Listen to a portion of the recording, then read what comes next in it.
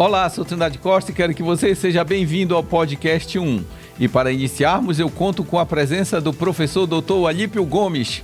Que bom lhe ver no pódio, professor. Seja muito bem-vindo. Muito obrigado, Trindade. É sempre um prazer poder estar dialogando, conversando com pessoas que têm uma projeção, né, aqui na mídia, em Santarém. E você é uma dessas pessoas que a gente tem o maior prazer em poder conversar. E professor Alípio, eu sei que o senhor desenvolve suas atividades na área da educação há muitos anos no município de Santarém e vem contribuindo com isso. Conte pra gente um pouquinho desse seu trabalho que o senhor já percorreu e contribuiu com a nossa sociedade. Eu sou egresso de uma instituição pública, tanto do ensino médio, a Escola Rodrigo dos Santos, quanto de uma universidade pública, a Universidade Federal do Pará, à época. Eu entrei em 1992, assim que terminei o ensino médio, em 1991, fiz o curso de pedagogia. Em seguida, tive uma atuação como profissional docente. Eu posso dizer com muita felicidade que o Colégio Tapajós, antigamente pertencia às Faculdades Integradas do Tapajós, foi uma das casas em que eu atuei, que eu trabalhei. Trabalhei também como docente nas Faculdades Integradas do Tapajós, nos cursos de licenciatura em Biologia, e depois daí fui trabalhando em algumas instituições, como o Colégio do Amando, né, Escola Batista. Houve a oportunidade de eu trabalhar na Secretaria de Educação, na época da gestão da prefeita Maria do Carmo, da professora Lucineide Pinheiro, secretária de Educação. Atuei como diretor de ensino e, em seguida, atuei como uma das, digamos assim, com uma responsabilidade de organizar o Sistema Municipal de Ensino e também o Conselho Municipal de Educação. Função essa que exerci, né, dando minha parcela de contribuição também para o município. Trabalhei também na escola, na rede pública estadual como pedagogo, isso foi na Escola Aparecida, e no ano seguinte tive a felicidade de ser aprovado em concurso público para a Universidade Federal do Oeste do Pará, me tornando assim a pedagogo da instituição, né? E estou lá desde o ano de 2010 atuando, né, na universidade. Continuo com vínculo com o município, porque na universidade eu sou técnico, não sou professor, sou pedagogo, e no município tenho vínculo como professor. Eu trabalho na Escola Ubaldo Correia, no turno da noite, como professor de educação de jovens e adultos. Olha, então, brevemente, essa é a minha trajetória. Que legal, uma trajetória muito bonita e muito marcante na educação, Sim. né, professor? Recentemente aconteceu a 8ª Conferência Municipal de Educação aqui em Santarém. Conte pra gente o que é uma conferência e qual foi o objetivo desse evento. Muito bem, apenas fazendo um rápido resgate, nós já tivemos 7 edições, né? Essa foi a 8ª conferência, realizada agora 10 de novembro, né? Então, eu tive a felicidade de participar da primeira conferência, que foi realizada na Casa da Cultura. À época, o gestor era o prefeito Lira Maia, e ela foi realizada nesse ambiente, na Casa da Cultura e no IESPES. Eu estava apenas como participante. E tive a felicidade de organizar a 2ª, 3ª conferência e participar das demais, sempre compondo a comissão organizadora. Esta conferência, Trindade, ela foi realizada em caráter extraordinário e de maneira simplificada. O que isso significa dizer? Significa que nós tivemos um tempo assim muito corrido, muito espremido para realizar essa edição da conferência. Porque nas versões anteriores nós tínhamos as chamadas pré-conferências, que preparava todo um conjunto de propostas para serem apresentadas, quer seja para o plano municipal ou para o plano nacional de educação, e esta, na verdade, foi apenas em um dia, né? E a conferência, Trindade, ela vem dessa palavra conferir. Ou seja, nós temos um plano municipal de educação que tem uma vigência para 10 anos, né? O município de Santarém tem um plano municipal de educação que abarca desde a educação infantil até a educação superior. E ali são estabelecidas algumas metas, por exemplo, universalizar o ensino fundamental, né? Atingir tantos % de crianças para a educação infantil. E nós vamos verificar qual é o percentual dessas crianças que o município está atendendo. E se não está atendendo, por que não está atendendo? Nós vamos verificar qual o percentual que a universidade deve atingir. E se esse percentual está sendo cumprido ou não. Então, a conferência ela vai justamente verificar isso, conferir esses dados, né, e justamente verificar o que pode ser feito para tentar melhorar se as metas, por um acaso, não foram cumpridas. Então, esse é o espírito da conferência, né? Tive a felicidade já no governo da doutora Ana Júlia de participar da conferência estadual, que, diga-se de passagem, foi uma conferência estadual que nós nunca tivemos na história do estado do Pará. Nós tivemos uma participação de delegados muito forte e houve uma participação muito grande da sociedade civil na elaboração do Plano Estadual de Educação. De lá para cá, as experiências que foram sendo sucedidas não foram tão exitosas assim, né? A própria Conferência Nacional de Educação, como eu estou lhe falando, a CONAE, que é a Conferência Nacional de Educação, ela está sendo preparada, eu diria assim, em um tempo recorde. Por quê? Porque a conferência anterior, a 7ª Conferência Nacional de Educação, ela, apesar de ter cumprido alguns requisitos de discussão, mas ela não foi feliz no que diz respeito à questão do seu encerramento, do seu acabamento, né, da finalização da conferência. Por quê? Porque as etapas que estavam previstas para acontecerem, elas foram, digamos assim, no modo remoto, por mais que a gente já tivesse avançado com relação à questão da pandemia, mas houve uma participação mínima e poucos debates e muita polêmica com relação à condução dessa Conferência Nacional de Educação, que, diga-se de passagem, foi no governo federal anterior, né? Atualmente, essa conferência ela tem sido uma tentativa, e eu vou explicar por que é uma tentativa, de se recuperar pelo menos a participação da sociedade civil organizada, dos movimentos sociais, dos segmentos de educação básica, educação profissional e educação superior, né? Agora, é uma tentativa porque nós tivemos um tempo muito corrido. Por exemplo, os municípios tinham até o dia 14, ou têm até o dia 14 de novembro, para fazer as suas conferências municipais. Os estados, por sua vez, o estado do Pará tem até o dia 28 de novembro para fazer sua Conferência Estadual de Educação. E a Conferência Nacional de Educação vai acontecer no mês de janeiro de 2024. Então, a gente verifica novembro, né, e logo em seguida já o mês de janeiro de 2024 para preparar uma conferência. E olha, a gente sabe que realmente é um tempo muito curto, por isso que eu falei que é uma tentativa, né, de se buscar uma participação, né? Eu tenho muita preocupação com relação a isso, porque a gente acaba atropelando algumas situações. Por exemplo, existe um debate importante para ser feito com relação à educação básica, para ser feito com relação à questão da inclusão, para ser feito com relação à diversidade, para ser feito com relação à gestão democrática das escolas, dos instituições de ensino, para ser feito com relação à questão, por exemplo, da entrada na universidade, acessibilidade. Então, são várias questões que a gente não pode relegar isso a 1 ou 2 meses, 3 meses de uma rápida discussão, né? Então, eu digo que a conferência que nós tivemos agora, dia 10 de novembro, ela foi simplificada por conta de que nós deixamos de cumprir determinadas etapas, mas fizemos uma discussão muito bem feita, né? Apesar de que necessitava de maior tempo para fazer os devidos debates e os encaminhamentos. E essa conferência nacional, ela vai acontecer onde?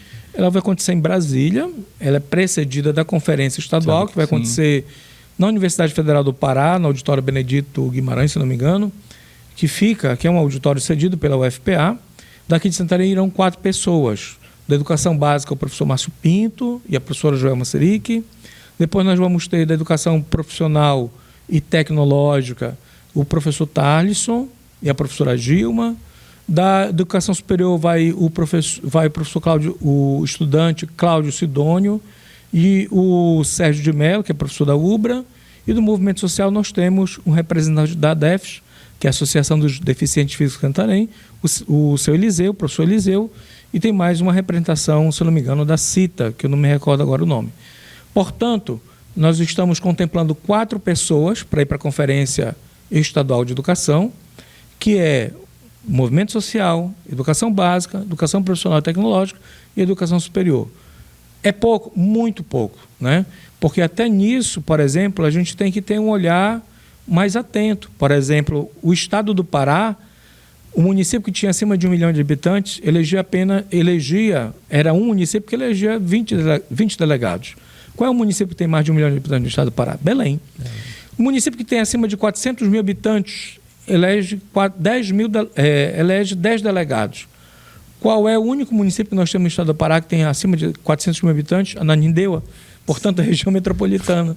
O restante, os demais municípios abaixo de 400 mil municípios, elege cada qual 4 delegados apenas, certo? E se a gente for analisar, se a gente quiser analisar os dados, nós temos um único município no estado do Pará que tem acima de 300 mil habitantes, que é Santarém. E a gente ficou com 4 delegados. Então, essas questões, né, de composição, né, de definição, por esse exemplo, a gente vê que tem um tensionamento, tem uma disputa, tem interesses, né, que a gente tem que... Imagina, se a gente está pegando uma simples questão, um substrato de uma delegação que vai nos representar, imagina o que significa propostas, metas intermediárias para a educação. E aí o pessoal vai dizer, mas o que é que eu tenho a ver com isso? Eu estou me embalando lá na minha rede da minha casa, e o que esse plano da educação tem a ver comigo? Tem a ver sim, porque é justamente essas políticas que vão ser desencadeadas através do Plano Nacional de Educação, que vai dizer, por exemplo, o valor da merenda que vai ser destinada para a boca do teu filho, da tua filha. É justamente essas políticas que vão determinar, por exemplo, a entrada de pessoas que recebem abaixo de um salário mínimo, por exemplo, para entrar na universidade. São as oportunidades criadas para indígenas, quilombolas, são oportunidades criadas para as pessoas com deficiência. Então, isso nos afeta. Com certeza. Então, por exemplo... A falta de representação, né? É a falta de representação. E se não tiver... E aí, um debate interessante, Trindade, que foi feita na conferência, foi justamente isso. Olha, nós estamos na Amazônia. Para levar merenda escolar, por exemplo, uma criança que estuda numa escola de várzea, com essa seca que nós estamos atravessando, né, é preciso... O barco vai até uma determinada localidade, até um determinado, né, ponto. Daqui a pouco tem que colocar a merenda no cangote, né, como a gente diz. Carroça de boi. Na carroça de boi, levar no lombo até a escola. Então, olha esse custo que nós temos, né, para alimentar as crianças nessa grande Amazônia. É uma diferença de realidade muito grande de outras regiões, né, professor? Correto. Então, por exemplo, se a gente entende que as assimetrias, as diferenças regionais, elas devem ser sanadas, por outro lado, nós temos diferenças que devem ser respeitadas. E a gente colocou uma das propostas que o valor do custo aluno residente da Amazônia, ele seja diferenciado. Eu não posso querer comparar, por exemplo, o aluno daqui da Amazônia, o mesmo custo do aluno que tem um aluno de São Paulo, por exemplo, que lá a merenda vai toda ela por asfalto, chega com uma maior facilidade. Para cá não, principalmente na época da época da seca e da cheia também tem as suas dificuldades, né? Com certeza, é uma realidade que se vive no país, as diferenças muito grandes, né, professor, que vem acontecendo cada vez mais, e essa falta de representatividade, essa distribuição da participação de pessoas é uma questão muito preocupante, né, que deveria ser pensada com mais carinho pelos nossos representantes, principalmente políticos, né, professor? Principalmente políticos, e aí a gente vê, por exemplo, que tanto no estado do Pará, nós temos algumas representações, nós temos a deputada Maria do Carmo, nós temos outros representantes, deputado federal nós temos essa possibilidade de, pelo menos, né, com essas representações, fazer valer ou fazer chegar a nossa voz. Mas ainda são poucas, ainda são muito aquém daquilo que nós precisamos, né? Então, a gente vê que, por exemplo, que as políticas educacionais, elas não emanam, elas não vêm apenas do município. O município, ele olha o cidadão, ele tem aqui na sua porta o cidadão para ele atender. Mas ele depende das políticas nacionais e ele depende também das políticas estaduais. Porque quem atende, por exemplo, os alunos da rede pública estadual é o município, né? Se não tiver uma boa trafegabilidade, se não tiver iluminação pública, como é que esse aluno vai chegar na escola do Estado? Se não tiver uma boa alimentação para aquele aluno que está na universidade, como é que ele vai chegar também até o banco de uma universidade, né? Então, essas políticas, a gente acaba sentindo na pele, né? Assim, a gente acaba vivenciando a repercussão delas ou não, né? Então, essa questão da representatividade é fundamental. Nessas conferências que têm acontecido, principalmente nessa 8ª que aconteceu recentemente, a participação dos educadores foi boa? E qual é a importância de um educador estar participando de uma conferência? Olha, a gente pode dizer que ela poderia ter sido melhor, né? Ela poderia ter sido melhor. Não por culpa dos educadores. Eu não estou culpabilizando ninguém, certo? Mas a gente vê que tem uma série de fatores. Como eu lhe falei, devido à questão do prazo curto de tempo, a mobilização, por mais que se tente fazer isso via rede social, mas ela foi muito aquém, né? Ela poderia ter abrangido muito mais, poderia ter investido muito mais, porque uma pessoa me disse, olha, eu acho que a educação do campo não foi contemplada na questão dos delegados que foram eleitos, né? Então, a gente vai percebendo que algumas lacunas elas precisavam ser preenchidas, né? E por conta justamente dessa estrutura, inclusive foi aprovada uma moção de repúdio, o professor Maradonios nos auxiliou a fazer uma moção de repúdio, que é algo normal numa conferência, você dizer o que você está gostando, o que você não desagradou. E ele foi muito feliz porque ele disse justamente isso, né? Porque um tema tão sério quanto esse, a gente não poderia estar relegando isso apenas a um dia, né? Mas eu posso dizer que aqueles que participaram, não se esperava isso. Nós tivemos praticamente mais de 100 pessoas participando em um evento que teve praticamente duração de 8 horas, manhã e tarde, né? E é um bom número, foi na Escola de Artes MB Mergui. É importante a gente enfatizar, por exemplo, que houve um esforço conjunto das entidades que têm assento no Fórum Municipal de Educação, que foi a entidade que organizou esta conferência, mas também da Secretaria Municipal de Educação, né? A professora Maria José Maia esteve participando, esteve também dando um apoio logístico para a realização desse evento. Nós tivemos o representante da Comissão de Educação, o vereador Josafá, participando também da conferência, e nós tivemos, logicamente, que a participação de gestores das escolas municipais, em grande número, das escolas estaduais também, em grande número, de educadores e educadoras, e o pessoal da universidade, né? E aí é uma mobilização que se faz para ter pelo menos um pequeno substrato de cada um desses segmentos.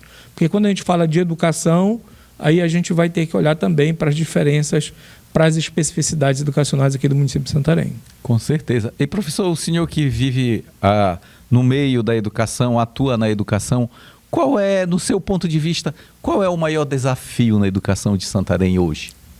A gente pode dizer que são vários desafios, né? Nós não podemos apostar numa única moeda, mas eu acredito que grande parte desse desafio, ele se volta, por exemplo, para a questão da formação e valorização dos profissionais, dos professores, daqueles que estão ali nas escolas, né? Porque se ele não tiver boas condições, tanto profissionais quanto condições físicas de estar nas escolas, com certeza o trabalho educativo ele fica comprometido. Nesse período agora que nós estamos vivendo de uma seca, de uma quentura exorbitante em nossa região, você imagina como é ministrar aula embaixo de um teto, sem muita ventilação, pegando, né, seus 35, 36 graus, pingando de suor. É possível dar uma aula de qualidade? É difícil. Né? Então, essa é uma questão. A outra questão diz respeito à própria, eu posso dizer assim, as condições físicas das escolas, né? Algumas estão precisando, né, de reparos, algumas estão precisando, né, de reformas, né? E, graças a Deus, algumas já estão trabalhando nessa perspectiva. Há um debate hoje sobre a questão do calendário das escolas, principalmente daquelas escolas chamadas de escolas de várzea. Há um descompasso, por exemplo, com esse calendário das escolas com a realidade urbana. Então, eu diria que são vários desafios, né? Parte justamente dele com a questão da formação e valorização dos profissionais, das condições físicas das escolas, mas eu acredito também que tem um elemento que, às vezes, pouco ou nenhuma importância a gente dá para ele, que é a participação da família, né? A gente, vez ou outra, se ressente muito da família estar participando, estar mais envolvida com os projetos. E não é apenas as famílias de crianças da educação infantil e do ensino fundamental. Isso se estende também, né, para o ensino médio. Então, esse envolvimento, né, dos pais, dos responsáveis, ele é fundamental e a gente percebe que ele está muito aquém ainda daquilo que deveria acontecer.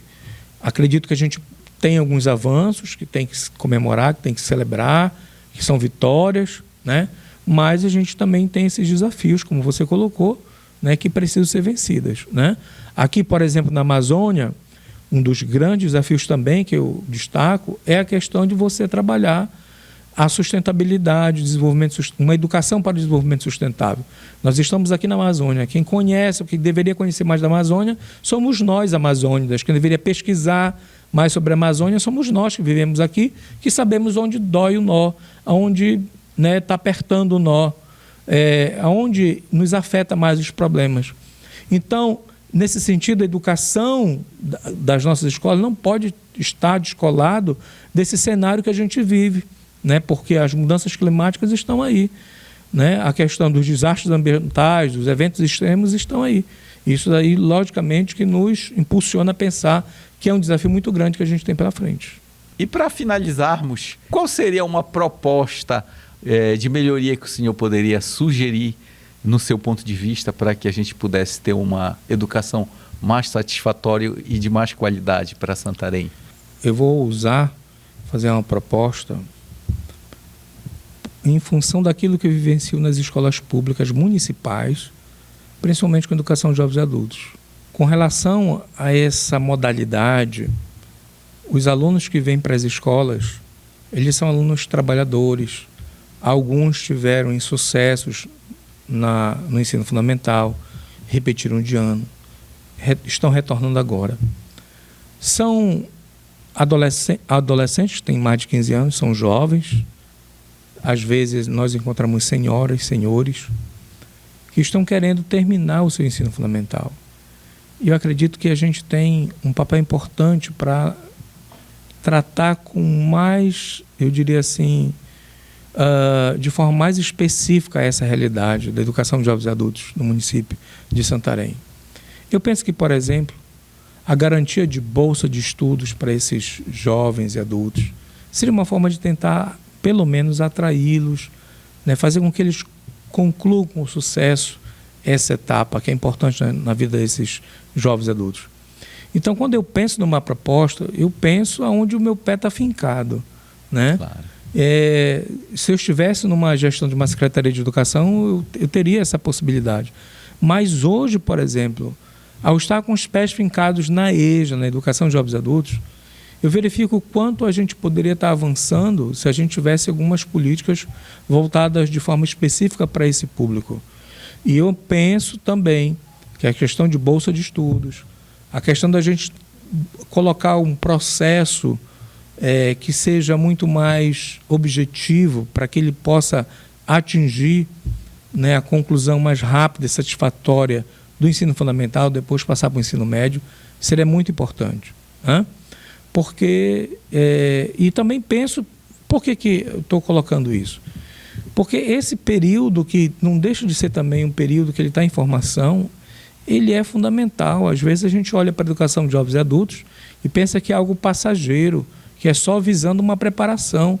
E por conta disso a gente acaba esquecendo que aquele aluno ele está ali, ele está presente, ele tem uma realidade, ele tem uma história de vida, ele enfrenta violência, por exemplo, às vezes no ambiente doméstico, no ambiente lá da sua vizinhança, né? Ele apresenta, por exemplo, desafios com relação à questão, né, do álcool, das drogas e assim por diante, que é um problema que assola a nossa juventude. Então eu diria que essa é uma questão muito delicada, e a proposta, né, que eu justamente provocaria é a gente pensar, será que esse aluno que mora para cá, que mora para essas bandas, que às vezes tem que pegar uma bajara, eu conheci aluno na universidade, por exemplo, que pegava uma bajara do Saracura para vir fazer seu curso superior aqui na cidade.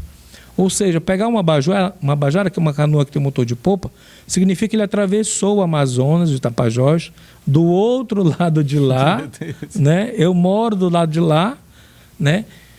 Do lado do rio Amazonas, como diz uma grande poeta aqui da nossa região, uma cantora, né? A Cleide. E ele atravessa, o menino pega a canoa que eu já quero atravessar, quero atravessar antes do vento dar, né? Porque dá o banzeiro. Então, quando eu penso nessa realidade, né, dessa travessia, eu penso que a gente poderia olhar com mais carinho e o município também poderia estar trabalhando com uma atratividade maior, que seja com bolsa de estudos, que seja com condições mais factíveis, melhores para a gente fazer uma educação de qualidade. Olha só, que bom, as suas ideias são, eu acho que são muito bem-vindas, né, para os nossos gestores pensarem com carinho como melhorar a nossa educação no município. Professor, muito obrigado pela sua participação. Esse foi o professor Dr. Alípio Gomes no Pódio 1.